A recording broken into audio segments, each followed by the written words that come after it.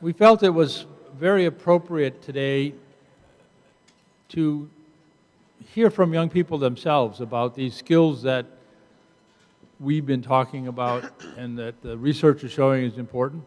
And so we, through a number of partners that we work with over the years, put together a panel of distinguished young leaders and young people. And I'm pleased to turn it over to Iyenga Bokamba, who is the director of Sprockets in St. Paul, and to Reverend Gerton Mitchell, who is the director of the Center for Faith-Based and Neighborhood Partnerships at the U.S. Department of Education. And I will turn it over to them to let them moderate, and I will let them introduce the young people themselves. I've met with all the young people. They're terrific. I'm looking forward to what they're going to say, because I've heard some of what they could say.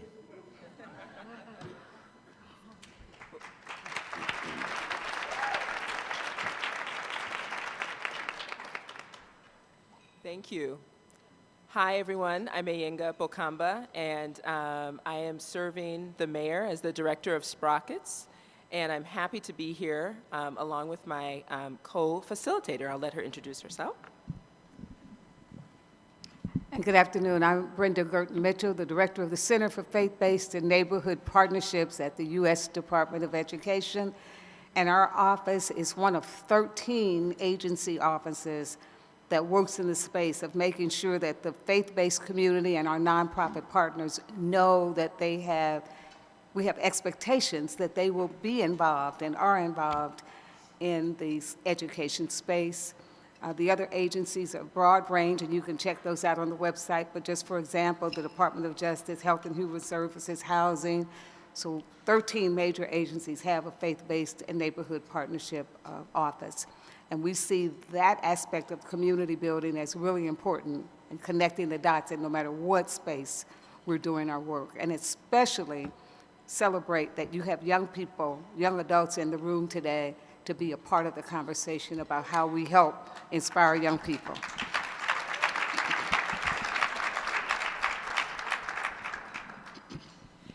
And just for the sake of time, I'm going to have the young people say their names and one salient fact. And you have fact sheets on your tables so you can connect faces and names. But just to do that very quickly, I'll turn it over to the youth panelists if you want to start. So just a name and one fact? One fact. All right. My name is Rich Pennington. And then a fact about me is all my brothers are named Richard, except for one whose name is Terrence, but his middle name is Richard. I'm Brittany, and my fact is I am a commuter student here at the U, so I travel about an hour one way each day. My name is Shava Gabrielle, and my fact is I have an independent study with St. Paul Public Schools as being a part of their arts literacy team. Cool, my name is David Kim, and I am studying classical homeopathy. My name is Gal Zuapa, and a fact about me is I have a birthmark the size of a bumblebee. My name is Hannah, and I am the captain of my robotics team.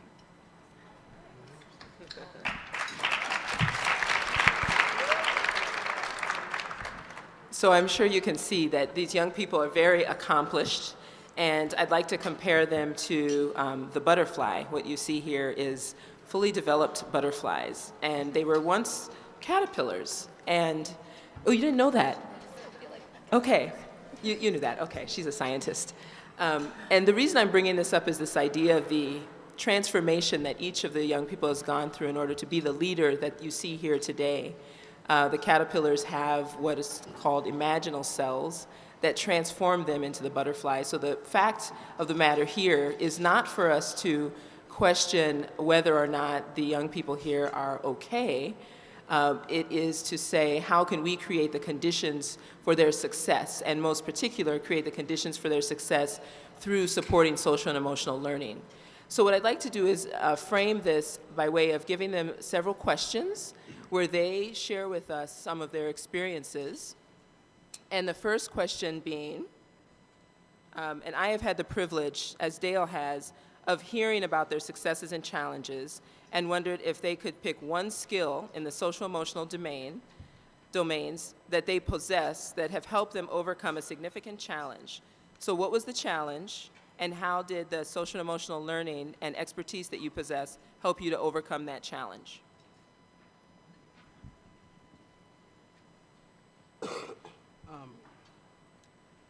Guess I'll start.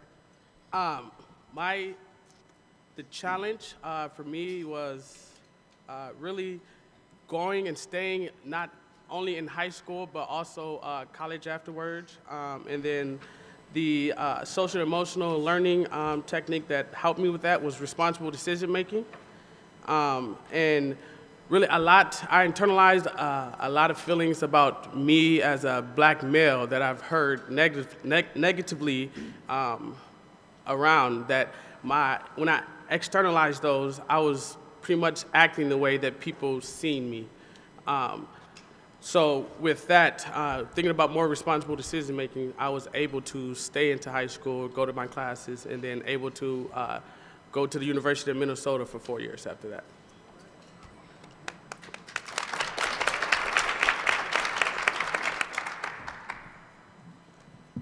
So my skill or significant challenge is I'm an extreme introvert. I don't do a lot of communication stuff. I can do it if I need to. And that was one of the things, is I can self-manage really well. If I need to do something to get something done, I can do it. But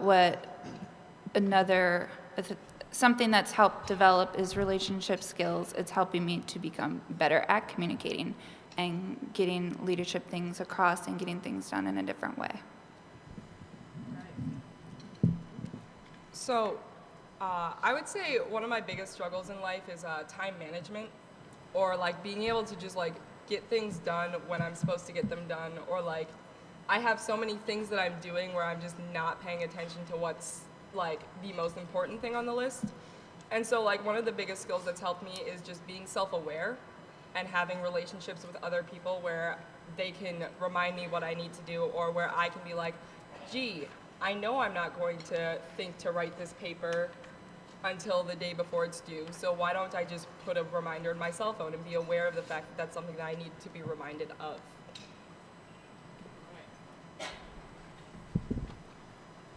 So I think, on the one hand, I could respond with my own experience, but I think, I'm the research justice manager at Youth Prize, and what we really wanted to do was, I'd like to say that like we can share our experiences, but also young people can do really rigorous critical research, and so I'd like to respond from what our team has done. In terms of, we asked these questions to about 70 young people last year using focus groups and interviews, and so I just wanted to highlight a few because that's a lot more people than me. So a few were just, and the way that we asked this question was actually more like, so what was it in your life that helped get you to where you are? Because a lot of times we have to translate the question for young people to really, be able to vibe with it. So one was having an older person from the same culture be there for them as a mentor. It was almost always talking about older folks being present in their lives. Another was, being able to be critical of mass media. And for some reason, I think the reason is pretty obvious, but young people were saying, we're just overwhelmed by mass media, and we need skills and tools to be able to understand it and critique it and not let our behavior be shaped by it. And then, just another one was having the way that you're measured be relational. A lot of young folks in the group were saying, we feel like young people are measured on a certain scale that is really about extroverts, and no one is really engaged with us on a relationship that will last beyond this interview in terms of how we'll be measured and evaluated. So there's just a couple highlights. So I'm going to share a story of how of a skill that I've achieved and a challenge that I overcame. So many of the panelists here already heard the story, but here it goes. So my mom was picking me up from elementary school, and she randomly told me, she's like, "Do you know that you're ADD?" we went to the doctors the other day. I'm like, oh, what is ADD? And she was like, you get fidgety sometimes in school, and sometimes you can be aggressive. I'm like, oh, well, I actually saw that as a positive thing, like that's just who I am. That's how I was raised, and she didn't want to take me to the hospital and be diagnosed to the doctors because she didn't want me to be seen as weird or anything, So she enrolled me in dancing, and so in dancing, I was able to find my deepest passion, but at the same time, I was also able to find my deepest pain at the same time, because I didn't think being ADD or diagnosed ADD would make me seen as a weirdo or weird or different or anything, but that's one challenge that I overcame. And a skill that came out of that was resilience, because I saw my challenges as my motivation. I think one of my biggest struggles in life is I like to take over and kind of lead everything. And I find that I'm limited with time, like we all are, and I often find I can't be in every place at the same time. And so like with robotics once, I was running around and I was like, I need food, but I also need to teach you guys how to do this. And they're like, we can handle this, we know how to do this. And so they were self-aware that I needed to eat and I needed to handle this and that, and they were like, we can handle this, we can take over. We know where your limits are, and we know where our strengths can take from there. So.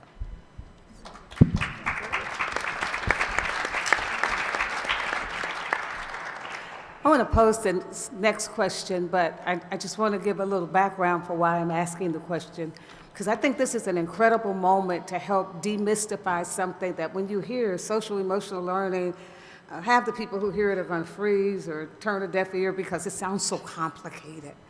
But when we look at our own life experiences in the context of a conversation like today, and one of the questions, well, now that you know about this, what would you do differently? It made me think about the fact that even though I was the first person in my family to have the privilege of going to college, one of 7 children, my mother and my grandmother were always providing positive affirmations. They didn't know that's what they were doing. That's what they were doing. I didn't know that's what they were doing. And the one that stayed in my mind forever, I probably think about it every day, is if life gives you lemons, make lemonade. And from as long as I can remember, that was something that was said to me constantly. Did I know they were teaching me persistence and resilience and grit and all of that kind of stuff?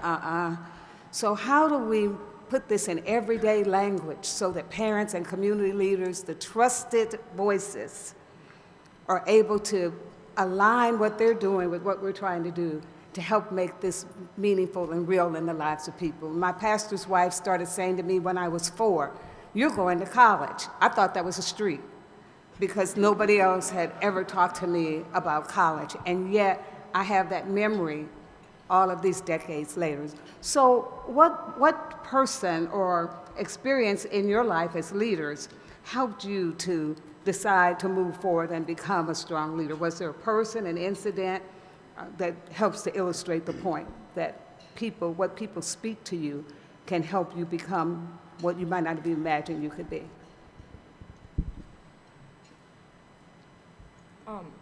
So I'd like to say, I think it's really interesting, the metaphor, if life gives you lemons, make lemonade, because you can't make lemonade if you don't have a pitcher, water, and sugar too, right?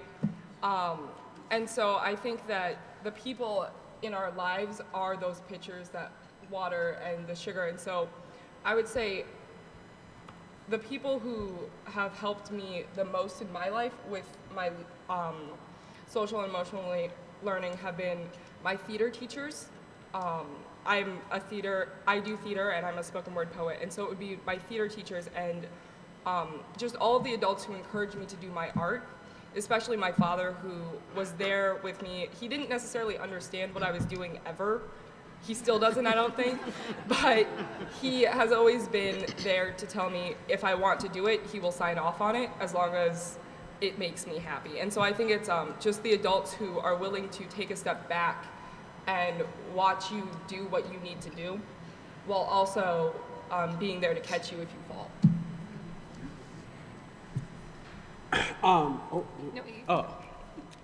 For me, one of the big places and people that really helped me, being that I heard family a lot telling me like you can beat somebody, you're smart, stuff like that. But in my head, I was like, well, you love me, you have to say that. You're not gonna tell a loved one that. So for me, being how like I was internalizing all those things I was hearing, I was homeless at a point, and there was a really big point where there's somebody that I had a knife held to my throat, and somebody told me I should slit your throat so there'd be one less nigger in the world.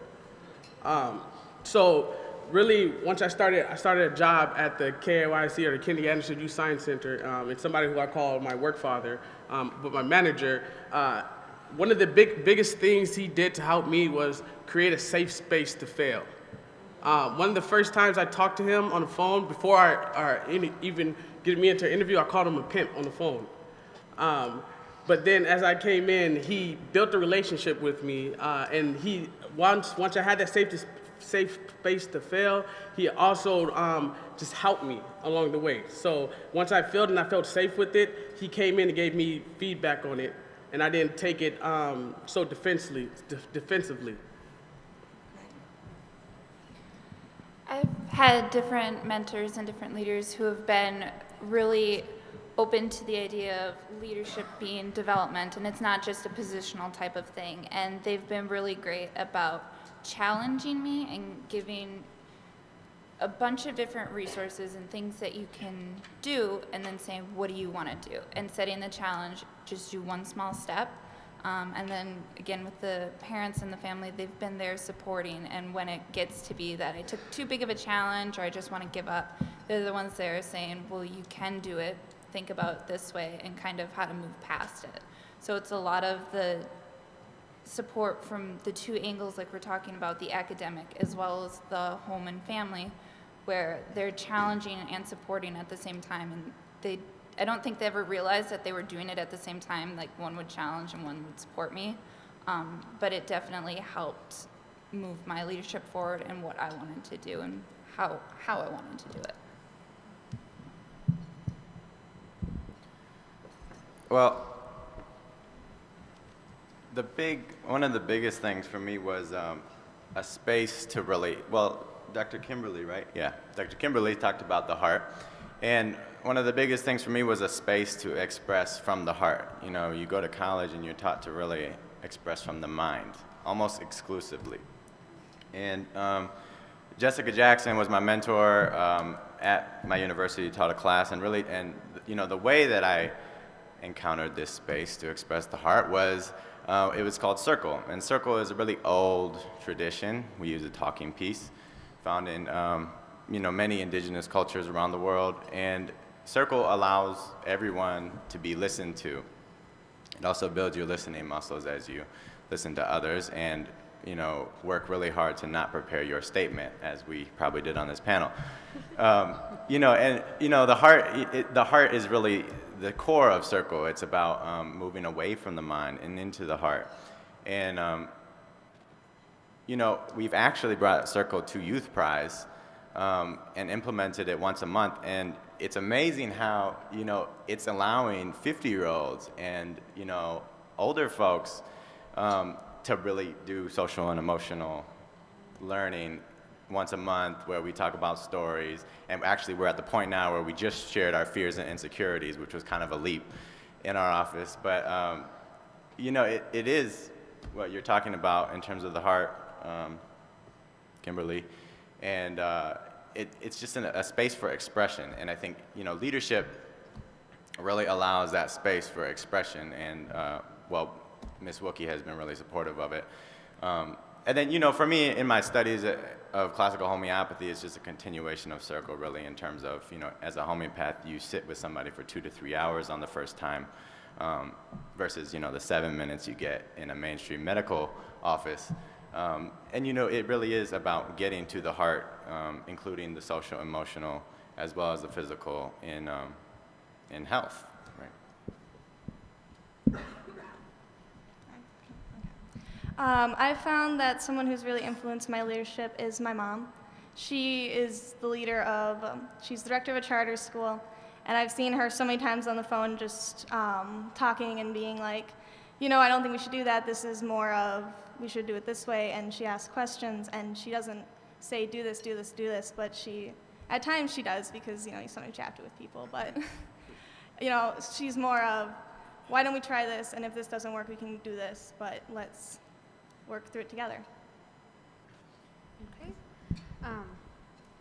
Those who have inspired me, or how I see my mentors, are those who I'm grateful that I will never meet, the people that I will never meet, even those who are, if you guys read the book, The Bucket Dipper.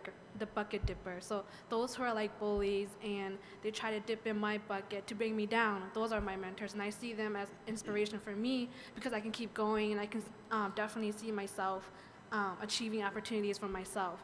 And also those who will fill my bucket, those who will support me and bring me happiness. So I see my mentors as both bucket dippers and bucket fillers. And a prime example I'll definitely see is my father. And he is absent in my life, and he's been a negative influence in my life.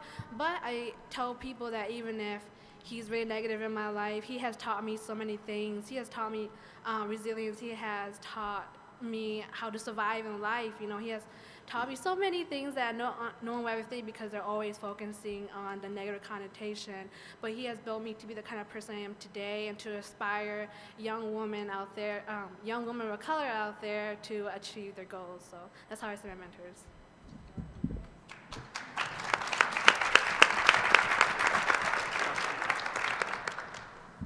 So our final question has to do with institutions. And we've talked about the individuals who have changed us and impacted us. And I'd like to switch the focus a little bit to open up the idea of what institutions in your lives have done, which institutions have helped you. So we think about our experiences in K-12, think about college, if you had a chance to experience college yet. I know two of our panelists will be going to college. And then we have community institutions. And for me, growing up, the community institution that probably shaped my life more than anything was the museum.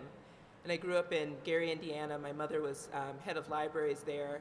And she used to take me to Chicago every weekend, and kind of fling open the doors to the museums. And I would go in and talk to the paintings. And luckily, the museum staff let me do this. So I would go talk to the paintings, and then I would have the paintings talk to each other in my head. So I'd run back and forth between paintings. And I think that there is, while I don't have research to show this, I think there's a direct relationship between my ability to have that free time to be able to do that in out-of-school time, and my eventual success in college and grad school, and being able to be an artist and frame my life in that way. And I'm wondering, for our panelists, where are those moments where you have felt the most supported by an institution? Which institutions helped you gain these competencies that you're speaking of? And what specifically did they do to help you gain these? And how can institutions support the development of social emotional learning for students who are going through the systems in the future?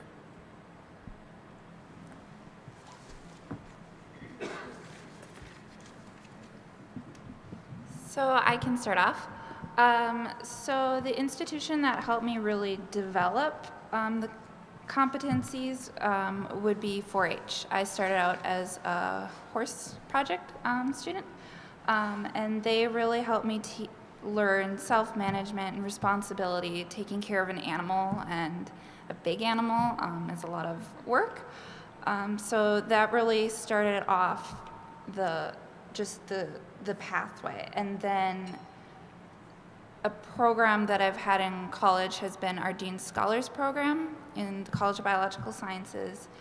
And it's really turned my thinking off of just me and onto back to the community. A lot of self-awareness, citizenship, how do I want to change the world, and how do I use the tools and resources that I've gained over the past years to create that change. And that would be helping me to develop future students.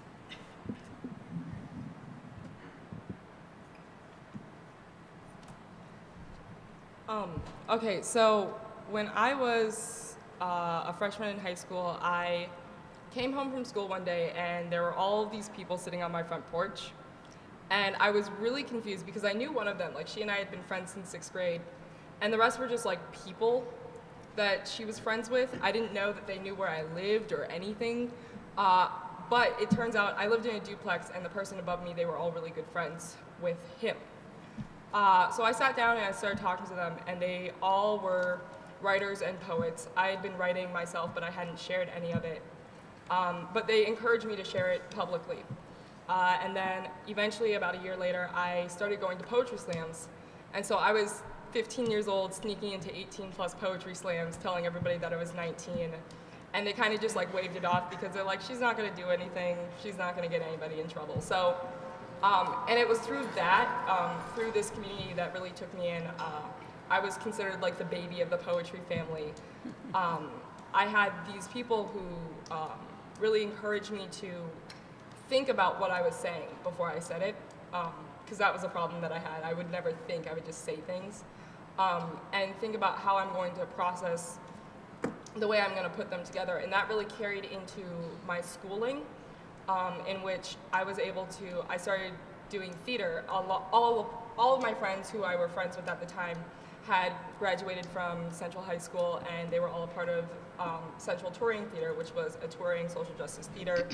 And so I joined that class, and my mentor, Jan Mandel, set up these ways to get students into teacher workshops through arts literacy, which is incorporating arts into the classroom.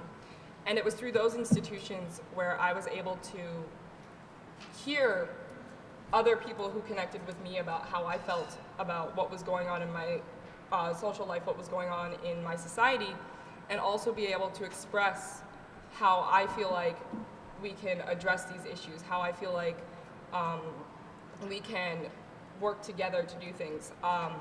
And through that, now I'm going to teacher workshops, and I get to sit in on the teacher workshops, and I get to share with teachers how other students feel and how I feel, and I get to be that bridge between that. And I think definitely the arts and also just good teachers, like really good teachers, are what are the institutions that supported me to be able to even be able to speak in front of you guys today.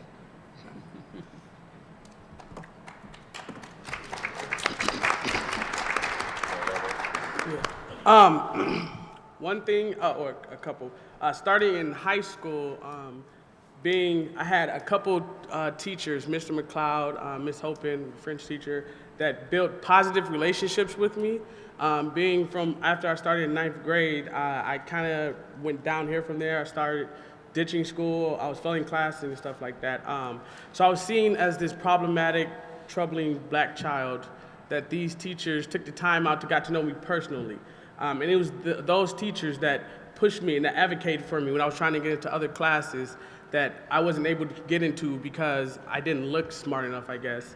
That they was able to talk to the teacher or talk to the counselor and letting them know that to give me a chance, to let me try it.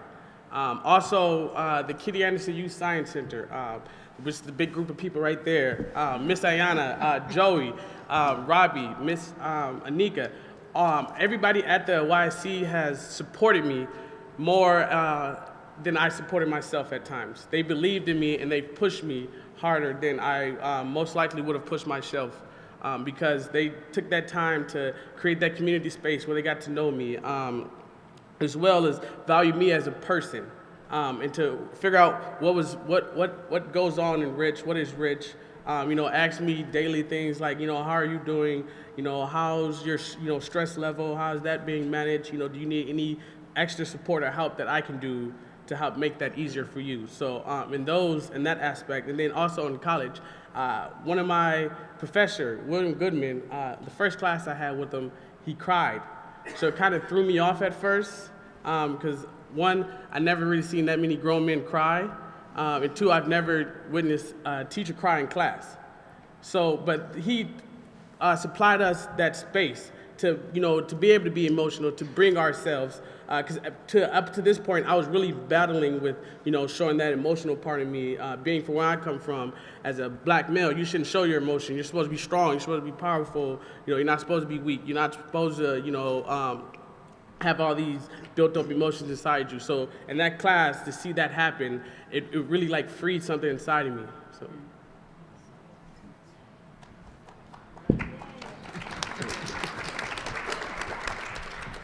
I forgot to say that that project that we did last summer was supported and funded by the Minnesota Department of Education. I gotta say that in public because this is part of being a young, person working in the research field, is that you gotta learn how to credit people and cite sources and all this amazing stuff. So I wrote that down. Anyways, okay. So it's funny because a lot of the leadership development or personal holistic development for me came through in contradiction to institutions, which I think happens a lot. I think there's some amazing institutions that do support, but for me it was really going to Bethel. I think we had a lot of issues at Bethel going through there as young folks of color, as women, as LGBTQI folks, and it was really hard. So one of my favorite memories was standing outside the chapel in a circle of 40 students and staff protesting some of the curricular policies and having the admissions people bring a little group of students down to see the school, and the look on their faces was like, I don't even know what is going on here. But, and they were really amazing people too, that we got to, some of the people there, and then, a lot of the people there. But, our group is still together. The people who were doing that back with freshman year, 9 of us live together now. And, there were really amazing people along the way who were there for us and just encourage us to question. And so in terms of institutions, I think it's really important. There's institutions like the Science Museum, like Youth Prize, like Minnesota Youth Council, I think, that they're not just about including young people, but they're about centering young people. And I think a lot of the discourse these days is about including young people, having them on your brochure, or including them on a certain, event. But all that really leads to is representation versus if you center young people, it really transforms the entire organization. And I think a lot of the times we are about the politics of representation and inclusion rather than transformation, which requires centering young people. And so at Youth Prize, it's pretty amazing. It's not like we don't have issues, but we are really developing an institution in the research field, which is a young research team. There's 4 of us now. There will be 6 at the end of the year, but we're building kind of an entrepreneurial arm of Youth Prize that is about research, but it's centering young people who may not have a degree, who may not be trained in research from a traditional perspective. But what we're saying is that if we center young people and really unlikely young people in the research field and build an institution that is led by young people, then we will be able to transform the larger field of research in Minnesota and perhaps beyond.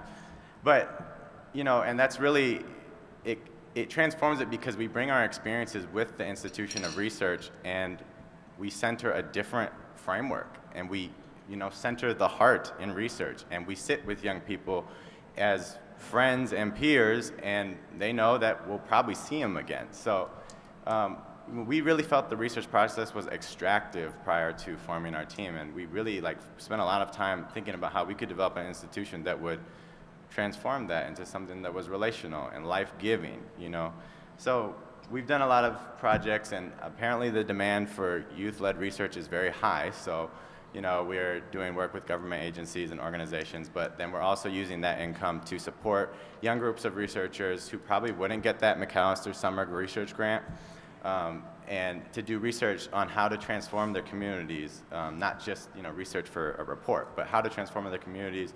And what are the possibilities and the feasibility of those solutions? And that's what we really feel research can be about. We use a framework of research justice that puts the people most impacted at the center of research. And we really want to transform the research field in Minnesota. So that's what I'm trying to say, is that if you center people, I think it makes a big difference in the institution versus just including.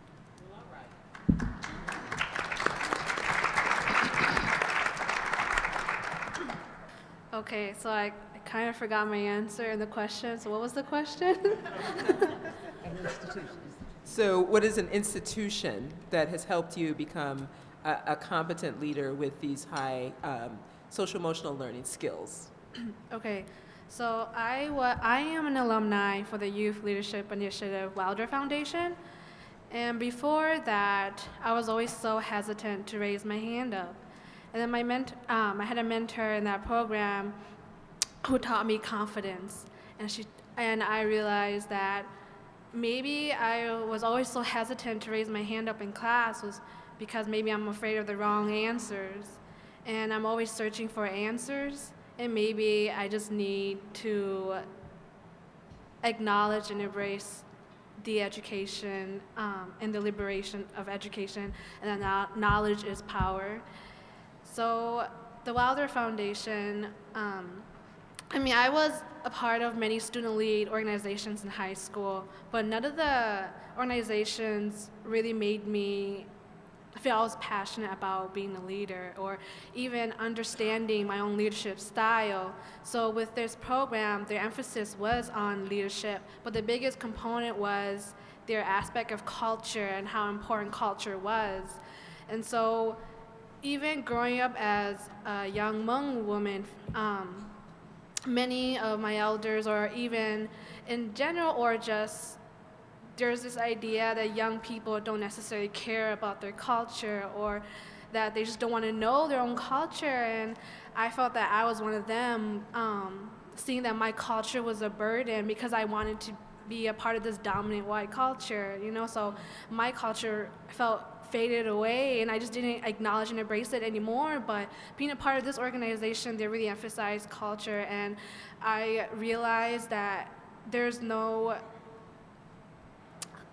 definition to what being Hmong is. There's no definition of being white. There's no definition of being black. Those are just stereotypes, and taught me that what makes me Hmong, or what makes us white or black or other ethnicity, is the memories that we share and the history that has been passed down to generations. So culture was a big piece of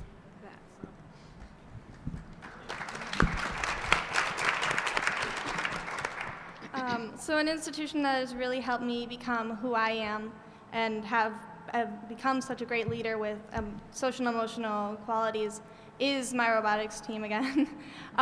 It's such an amazing program, and I would never thought of myself as a leader until I showed up and I was saying stuff like, oh, we shouldn't do it that way, we should do it this way. And they're like, they were just sitting around and they weren't like doing anything. I'm like, guys, come on, let's get moving, let's do this. And they're like, you're kind of a great leader. I'm like, well, thank you. And then the next year I came back and they were like, we want you to be the captain, you're such a good leader, we want you back, and we love you. So they've really supported me and helped me become a great person.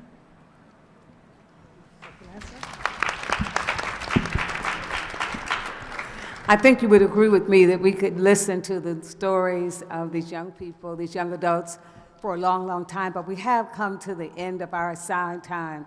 I'd just like to underscore that if we heard nothing else, we know that relationships are key, that our organizations and our institutions are key. In my life, I trace back, it was the church that provided our very poor family the opportunity to go to a museum or to go to the World's Fair, to do things that we never imagined doing. And the dots do connect now, and I look back and see the adults who cared enough about us to take time and invest in us. So I would just like to leave this as a thought for all of us, understanding that relationships are essential, and we can all do something that encourages and helps somebody else move forward, even while we try to define this sort of complicated space of helping our world embrace the notion that habits of the heart are important. This quote goes something like this: my right hand is being held by someone who knows more than I, and I'm learning. My left hand is held by someone who knows less than I, and I'm teaching. But both of my hands need thus to be held for me to be all that I can be. Let's go on and encourage our young people to do that hand holding and become all that they can be.